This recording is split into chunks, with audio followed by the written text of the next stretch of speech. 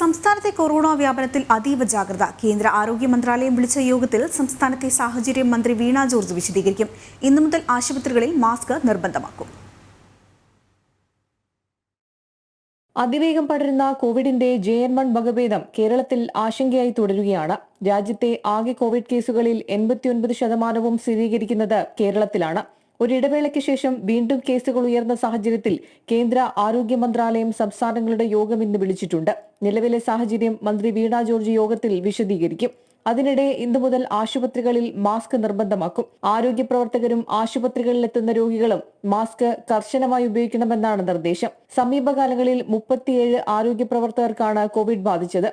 എറണാകുളം, തിരുവനന്തപുരം ജില്ലകളിലും നിരീക്ഷണം ശക്തമാക്കിയിട്ടുണ്ട്. വാക്സിൻ എടുത്തവരിൽ വൈറസ് പൊതുവെ അപകടകരമാവില്ല. എന്നാൽ പ്രായമായവരിലും മറ്റു രോഗങ്ങളുള്ളവരിലും ഗർഭിണികളിലും ഗുരുതരമായേക്കുമെന്നാണ് ആരോഗ്യ വിദഗ്ധർ നൽകുന്ന മുന്നറിയിപ്പ്. ജനം, തിരുവനന്തപുരം.